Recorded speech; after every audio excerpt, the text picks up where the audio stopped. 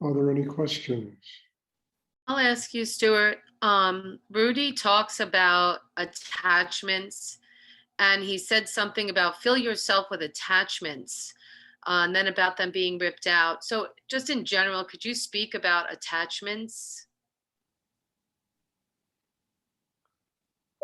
Yeah, I mean, look, I do all the time. Uh, we get emotionally, mentally, physically attached to things that are transient, that that really have a beginning, a middle, and an end. And we attach ourselves to people, to situations, to all kinds of money, all kinds of stuff we attach ourselves to, and it's all transient. And instead of attaching ourselves to the one thing that's infinite in the universe, and that is God, creative energy, which that kind of attachment gives us the capacity to draw upon that energy and allow it to truly nurture every single part of our being. We waste so much energy believing that creating gods out of finite things, out of material things, and those things basically take our lives away. It's not, as I say all the time, it's not a matter of not having. It's like Rudy said, it's to have and to be free of what you have. You have money, but money doesn't have you. You have a relationship with somebody, but the relationship doesn't have you. You love, people, you raise children, love your parents, you have friends, but none of that has you. And then you can truly share your love unconditionally. You can truly look at another human being and see what is truly going on and allow yourself to deal with them in an unconditional way. So we are attached. We're attached to many, many things. If we weren't, we wouldn't have to do this meditation. But the whole purpose of the meditation is to build an inner life that is strong enough where we can live in the world with all its demands and all our desires, and at the same time be free of the world, because we have a connection inside ourselves to higher energy in the universe. So, attachments don't go away. We have them all our life. But what can go away is, those attachments taking our lives. We can have things, but we can be free of them at exactly the same time. And I think that's a really wonderful way to live, because we don't create God out of money, out of a house, out of a car, out of relationships, out of, we really, enjoy these things, live with them, learn from them, and at the same time continue. Those things are teaching us to continue to build a deep inner life, a strong inner life, connection with spirit. And if we don't build that kind of inner life, then all of these attachments really drain us of our energy. They take our lives away from us. So it's a funny paradox, it's not easy. You can never understand it in the mind. It has to become a living experience. And it only becomes a living experience when you build an inner life that is strong enough to do what I'm talking about. So it's not to have, it's wonderful to have a great house and, money and success and all. But the problem is that people create God out of these things.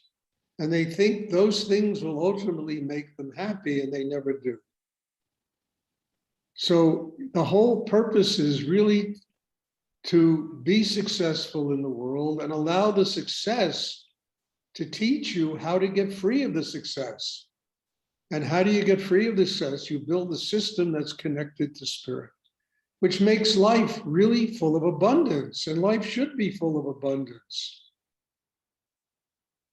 But we can't allow the abundance to kill us, to drain us of all our energy, of our connection with God, of spirit. And the only way to do that is to learn from success and money and all the things we attach ourselves to, how to build an inner life that is strong enough to be free of them. Because ultimately, look, I mean, you don't have to be a genius to know that one day we have to let go of it all. I mean, it really is transient. One day we all leave the world and all of these things we were attached to, they just are left behind us. For the next generation of people to attach themselves to these things, And the problem is almost nobody learns, that's really the problem. To look at all our and what are they teaching me? They're teaching me that I need to go really deep inside. I need to build a spiritual life because all of this is transient. It's all Maya. It's all an illusion. And then I can enjoy it without thinking that it represents God and any kind of permanent security or anything of that nature. It's just something that floats through life that we can enjoy, we can love, we can open to, we can learn from. And it teaches us how to build an inner life that is strong enough to connect with God. Because all of it, of a material nature, of an emotional, mental, it all is transient. It comes and it goes.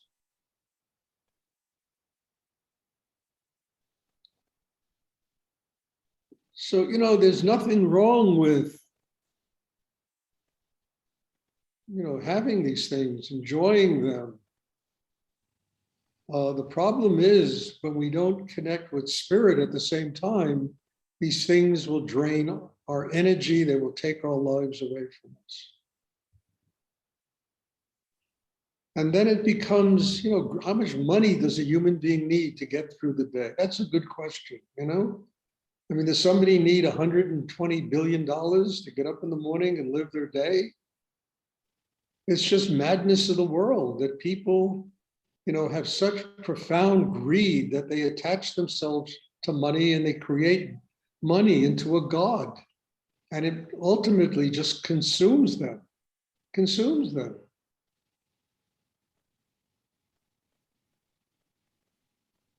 And that is a byproduct of not doing any kind of inner work,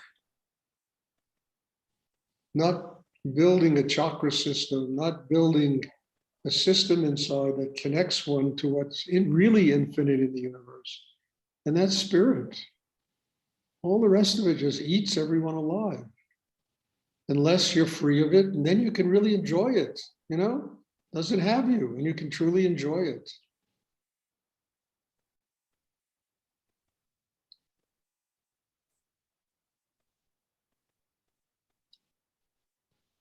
Does anyone else have a question they would like to ask? I have a question, Stuart. Yes.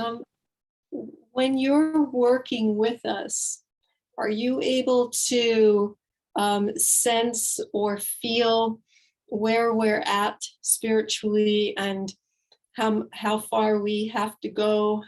Yes, that's part of my job. Each and every one of you demands a different perspective from me. I have to work a little bit different because everybody's different.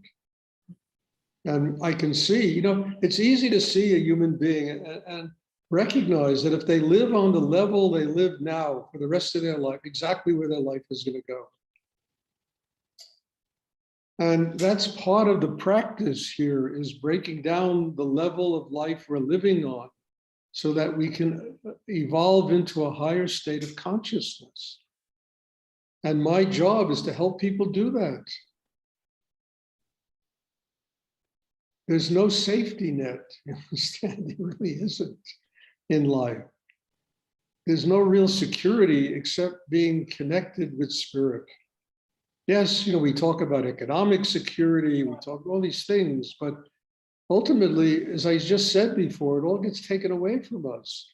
So beneath all of that is this kind of strange fear that we have of the unknown, of stepping into the unknown, not realizing that all creative energy exists in the unknown. What we know is about maybe 2% of what exists in the universe. So my job is to help people get strong enough inside to where they can consciously, develop a system inside that can take them to a higher state of being, a higher state of consciousness, and ultimately open a doorway and a path to enlightenment, to spiritual enlightenment. Thank you. You're welcome. Does anyone else have a question they would like to ask? Stuart, I have a question. Yes. How do you work with like long-term creative commitments and work commitments and keep it like fresh and like a spiritual experience? Well, that totally depends on yourself, Zach. Everything becomes boring. Everything becomes sterile if we allow it to. At the same time, if we're changing inside and growing inside, if we are breaking ourselves down, if we are really attaining higher level, then the most mundane things become sacred. They can never become boring. And long-term commitments are very good. Look, when I was younger in New York, I used to study acting, and one of the things we learned is how to live in the moment. Because, if you get into a play, that play can run for 300, performances and can very easily become stale if it is a constant repetition of the same thing. So one has to truly transform it, to change it, to learn how to understand what that play was in the moment. Life is no different. Long-term commitments are great, but our job is to refresh ourselves, to resurrect ourselves, to recreate ourselves in the moment so that none of that gets stale. That every day in that long-term commitment, there's something major and important that we have to. I mean, look, I've been doing this meditation for, 45 years. And by now it should be something very stale. And that's been my long-term commitment. Every single class, every single day, it's a miracle to me. I learn something, I grow, I change. And the reason for that is I keep working on myself, to refresh my inner life, to resurrect my inner life, to not allow it, to become entombed in some boring repetition of living that really turns everything into a stagnant pool of water, But that's the job of a human being. So that each and every day is something fresh. And long-term commitments are great. I mean, a long-term marriage is great, but it's not going to work if people don't refresh themselves every day. If they don't resurrect themselves, recommit themselves, find the newness in the day, and not just, oh my God, here we go again. It's the same old bullshit, the same old stuff. What am I, I'm bored, I'm tired, I can't stand it anymore. And no, I'm telling you, look, this meditation class is a commitment of so many years that to me, it's just unbelievable that I've even done this. And the reason I've done it is that in order to do this and to have classes like we have here, I have to regenerate my energy every single day. I can't allow myself to get stale. And even if I get tired, you understand, I have to go beyond the tiredness. I mean, today I was very, very tired, and I have to, in order to do this class, I had to go beyond the tiredness and regenerate my inner life, my connection with spirit, and find something new. Something new. And I think that's in any long-term commitment. So it's fresh. It's not, oh my God, I'm getting robotic. I'm repeating the same thing over and over again. Can't stand it. It's boring. I need to do something, and then people get themselves into a lot of trouble. I mean, affairs happen and, out of marriage relationships happen, all kinds of stuff that people do to try to stimulate themselves. instead of really going inside and finding that depth of commitment to God. And if you're connected to that spiritual energy, that energy is infinite in the universe, and it will constantly resurrect you. It'll constantly rebuild you and give you a freshness inside yourself.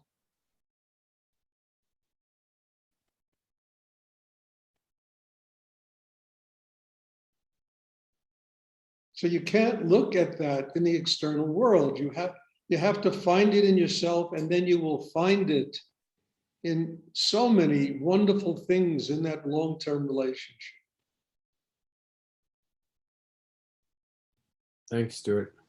You're welcome.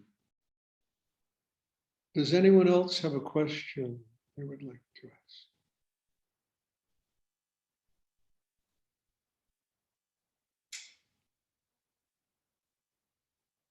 Stuart, I had a question about the Kundalini.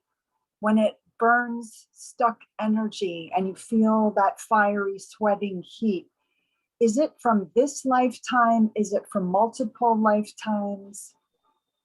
It's all of the above. You are burning karma from this lifetime. You are burning karma from 5 lifetimes ago. You are truly getting free of all the things that have made you what you are today by learning how to draw that energy. You know, the energy transforms itself when it moves through the sexual area. You know, I mean, that energy is the energy of Tantra. And that is where, as I've said many times, the male-female principle unites and gives birth to the Kundalini. It's where the human is transformed into the spiritual. And that is really an important thing, because it really goes back to the question I just answered. It's a way of resurrecting yourself. It's a way of taking the staleness of daily living and transforming it into Kundalini energy. It's a very important aspect of our work. And that will burn up karma, you know, from this lifetime, from last lifetime, God knows 10 lifetimes ago, that we have been holding on to.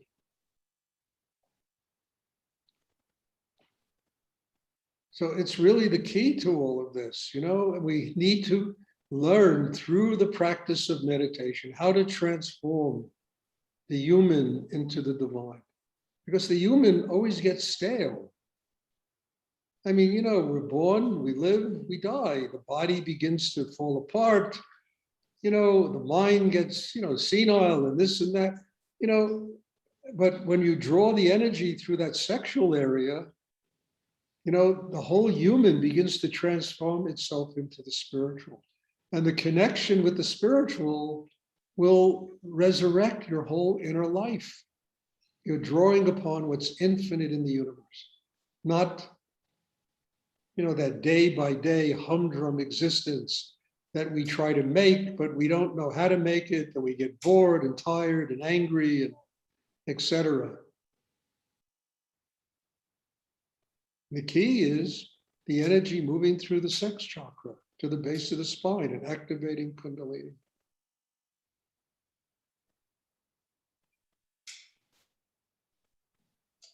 Does anyone else have a question they would like to ask? So that part, Yes. so that part happens during the double breath, or because we're not consciously trying to do that part, right? You bring a piece of your attention to the base of the spine and draw the energy through the sex chakra. That will start happening. Just 5% of your attention is enough to the base of the spine. Don't bring your entire mind there, because you'll lose your balance and center. But just 5–10% of your attention is enough. And then you can draw the energy through the sex to the base of the spine. The double breathing opens up the third chakra. It opens up the heart. It allows the spirit, you know, the mind to go down, to get quiet, and it allows spiritual energy, Shakti, from a higher to flow through our system. Drawing the energy through the sex is a simple process. You bring a piece of your attention there, and you draw the energy through the sexual area to the base of the spine. And that will transform the human thing to the spiritual thing, you know? It'll activate Kundalini, which is the pathway to enlightenment. So it's just a simple process of doing. It's just, it's just part of the technique of this meditation practice that I teach.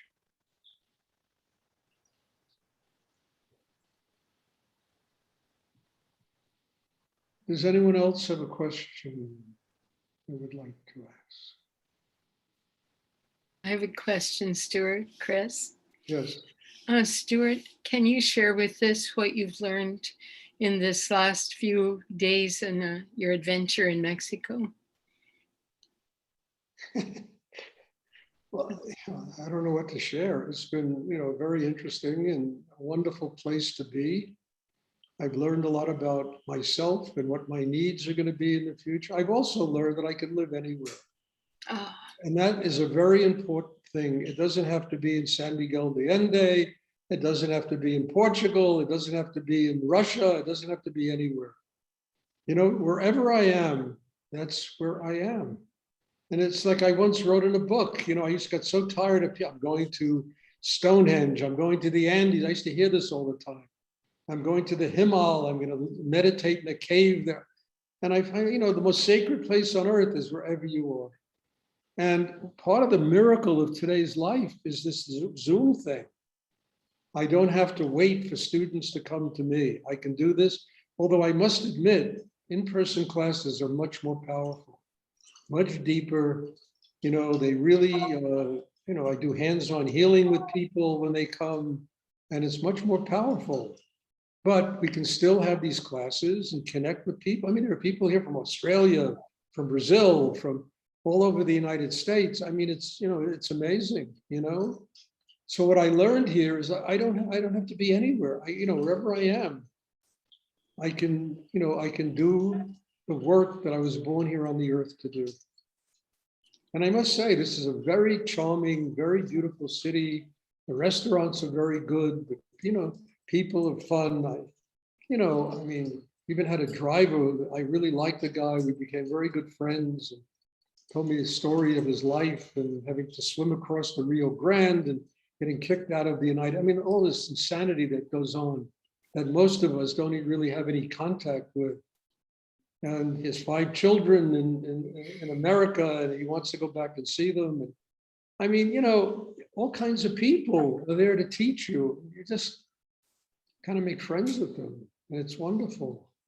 But the important thing I really learned is that I can be anywhere and do my spiritual practice. I can just do my spiritual practice, alone by myself, being anywhere in the world, because wherever you are, you're connected to God. The problem is not having the training to do this. That's the problem. People don't have the training. And people get very satisfied in sedentary life, and it keeps them from ever getting the training. They're not willing to do what really is necessary to get the training. And life is, we asked before, becomes very sedentary. And it keeps one from ever, a lot of people that do this meditation, they just do it to sustain the sedentary life that they live. mm-hmm. And I think that is, it's a crime against themselves. They're doing something to themselves that they shouldn't do, because it just enables them to continue to live on that same plane and, not ever really going to a much deeper, higher plane of consciousness. You've got to completely renew yourself. And that happens not only on a spiritual level, it happens on a physical level also. It all works together. And, as I've said many times, anyone can drink from a brook that's flowing down the mountain. Once it becomes a lake, it begins to attract all kinds of disease. Can't drink from it. And most people want to become a lake. They don't want to continue to be that brook flowing, from the top of the Himal, right into the, the belly of God, they don't want that. They want to be sedentary. They want to live a life that is kind of safe and, and they don't really have to do the work that takes them to a higher plane of consciousness. And what I learned here was that I can do this anywhere. I don't need to be anywhere, you know? Mhm. And that kind of freed me. It was a very good thing for me to learn. You know, it could That's be in great. Portugal, it could be here in Mexico, I don't know, it could be in Brazil, it could be God knows where, you know? Wherever the universe wants me to wind up, I will wind up. So it gave me a lot of freedom making this trip. Gee, that's great. Thank you.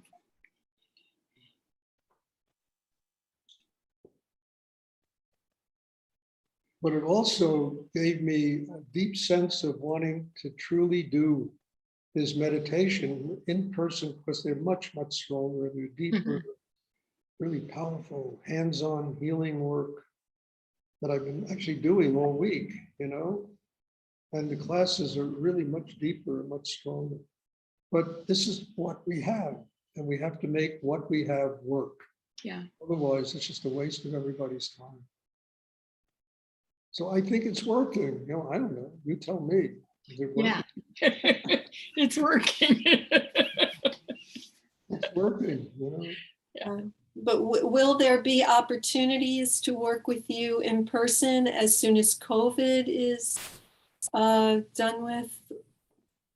You know, just send me an email, say you want to come. There's somebody coming next week. You know, I've had Isabel here all week, you know, and we've had incredible classes and, you know, and she's taken, I mean, God bless her, she's taken care of so much stuff for me, you know, that had to be done that I'm just so grateful. Like, yes, you know, I mean, I've said it 1,000 times that people are welcome to come. There are other people that are coming in October or November. You know, right now where I am, I can't have a big crowd of people. So there's one person, two people that come, and we have really powerful classes. I'm open to that. But people have to make the effort to do it. I can't, you know, I can't make that effort for you. I have a question, Stuart. Do you see a time in the near future when you will allow non-vaccinated people to come and study with Yeah, you? I'll tell you when that time is, when this COVID thing is finished. While this is going on, and the stuff I read in the papers and the news, it's just horrible. 650,000 people have died in the United States alone. 99% of the people that are getting sick now are unvaccinated people. Now, I don't know if this is bullshit or not, but you know, I keep reading these things, hearing about these things, and I don't want to become a viaduct for people spreading COVID to other people. And I have to have this mandate that if you want to come, you know, I really, I really need people to be vaccinated. If you don't want it, I respect it. But then you have to respect the fact that I don't want people here who are unvaccinated. And I'm not of any opinion in any way whether people should be or shouldn't be vaccinated. But I am careful. You know, I'm living with my daughter. I don't want to have any problems. I've been vaccinated twice, you know. And I was a big anti-vaxxer for years, you know. I never wanted anything to do with that whole part of society. And then I said, no, I was reading about this. I said, it was silly not to do it. You know, I had it twice. I had, you know, no side effects, nothing. I mean, I had a little bit of tiredness after the second one. Yeah, Stuart, I love and respect you, and of course, would honor your wishes. You know, it doesn't, unfortunately, the vaccination doesn't stop the transmission. So there's a lots of facts around it. However, I respect your wishes, and I would just look forward to the day when you say, you know, it's fine, or maybe non-vaccinated people have to do it. When this COVID thing comes to an end, Mhm. everyone's welcome to come. While it's going on, and while 2,000 people a day are dying in the United States, and 99% of them are unvaccinated people, I you know, what am I going to say? I have to say, no, I need to protect my daughter, myself. I need to protect anyone who comes. And whether, you know, whatever person's belief about vaccination is their belief. But I don't want to be responsible for people, you know, getting sick. It's interesting. I'm reading different facts. But like I said, I love you. I'm so grateful for you, Stuart. Whatever you're open to, I am grateful to receive and connect with you. I have the highest respect and love for you, and thank you. And I'll email you soon with showing you some gratitude of what I'm doing in the community here that I think is a result of me working with you. So thank you so much. You're welcome, dear. And as soon as this, you know, COVID thing goes away, it would be a joy to have you here, you know, and to do the kind of work I can do spiritually with you. It would be a joy. Absolutely a joy. I'm very excited. Looking forward to that. All right. Does anyone else have a question they would like to ask?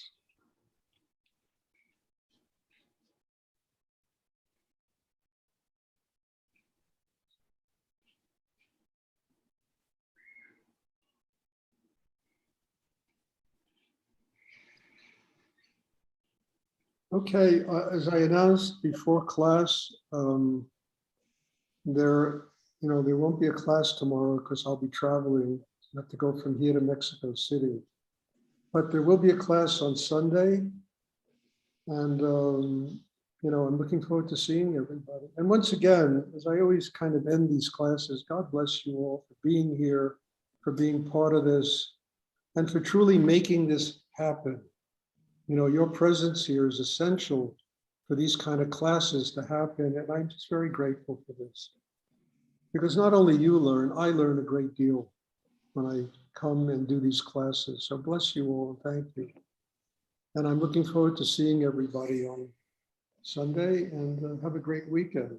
God bless you. Thank you. very much, Stuart. Safe travels, Stuart. Thank Yeah, you. safe travels. Safe travels. Bless you, Stuart. Safe travel. Thank you. Thank Oh you. my gosh.